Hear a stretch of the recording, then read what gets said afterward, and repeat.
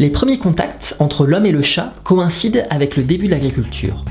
Le stockage des grains se développe durant la révolution néolithique, environ 3 à 8 000 ans avant notre ère. En toute logique, le stockage des grains attire les rongeurs qui eux-mêmes attirent les chats. Les hommes commencent donc à avoir un intérêt à cohabiter avec ces bêtes sauvages qui protègent leurs récoltes, mais les premiers contacts sont frileux et pleins de méfiance réciproque. Il faut dire que la plupart des chats sont encore des bêtes sauvages capables de vous sauter à la figure toute griffe dehors. Ce sont les Égyptiens qui, les premiers, découvrent à quel point les chats peuvent être utiles. Non seulement ils nettoient les rives du Nil des rongeurs et des serpents, mais en plus, ils sont super mignons. Il n'en faut pas plus aux Égyptiens pour carrément diviniser le chat, et ils donnent à Bastet, la déesse de la joie du foyer et de la chaleur du soleil, les traits d'un félin. Et la loi du pharaon est très claire. Quiconque fait du mal à un chat, que ça soit volontaire ou non, est sévèrement puni. Interdiction également de faire sortir un chat égyptien en dehors des frontières du pays. Tout contrevenant est sévèrement puni. Pendant ce temps-là, les Grecs, eux, pigent pas vraiment l'intérêt de leurs voisins pour ces bêtes à poil. Ils ont des fouines et des furets pour protéger leur stock de grains et ça leur convient très bien comme ça. Leurs chats, eux, ils sont sauvages et ils donnent des grands coups de griffe dès qu'ils les approchent, alors non merci. Mais ça les énerve quand même un petit peu que les Égyptiens aient un truc qu'ils n'ont pas. Du coup, ils se mettent à vouloir des chats eux aussi parce que y a pas de raison. Et c'est ainsi que les chats apprivoisés font leur rentrée triomphante en Europe et qu'ils colonisent petit à petit toute la Grèce.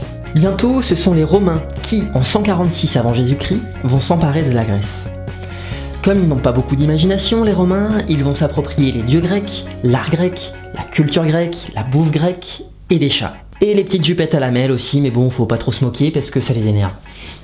Soucieux de montrer à quel point ils étaient virils en toutes circonstances, les soldats romains arboraient donc fièrement leurs petites jupettes et des chats tout mignons pour leur tenir compagnie durant les campagnes militaires.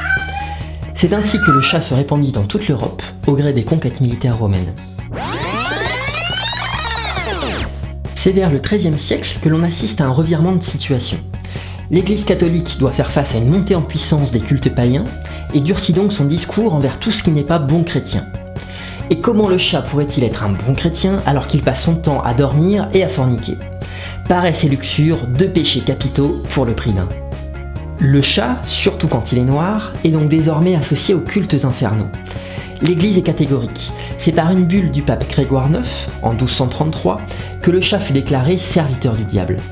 Et cette saloperie de félin est d'autant plus difficile à tuer qu'il possède 9 vies, tout le monde le sait. Dorénavant, toute personne nourrissant ou abritant un chat noir risque le bûcher. Et la chasse aux chats est ouverte, des millions de chats sont exterminés dans l'Europe entière. Mais le chat tient sa revanche. Entre 1347 et 1352, une grande épidémie de peste noire s'abat sur l'Europe. Bien sûr, les médecins de l'époque ne le savent pas encore, mais les vecteurs de la maladie sont les rats. Les historiens d'aujourd'hui sont formels, si les chats n'avaient pas été exterminés, l'épidémie aurait fait beaucoup moins de victimes. En attendant, ce sont plus de 25 millions de personnes, soit un peu moins de la moitié de la population européenne, qui décèdent dans d'atroces souffrances.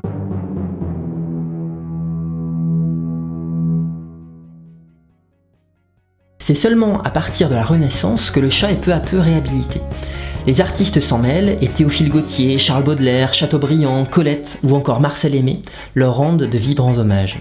Aujourd'hui, les chats coulent des jours heureux dans les sphères internétiques et font la joie et la richesse de leurs propriétaires qui empochent les royalties. Grumpy Cat, ce chat qui fait tout le temps la tête, en est l'exemple frappant. Il dispose d'un agent qui gère ses contrats publicitaires et aurait fait gagner, dit-on, plus de 80 millions d'euros à sa propriétaire en quelques années. Ce monde est complètement cinglé. Et voilà, j'espère que vous avez aimé cette première vidéo. Si c'est le cas, n'hésitez pas à vous abonner et à laisser un petit commentaire. Vous pouvez aussi aller faire un tour sur etaltaculture.fr, un super blog de culture générale. Quant à moi, je vous dis à bientôt pour une nouvelle vidéo.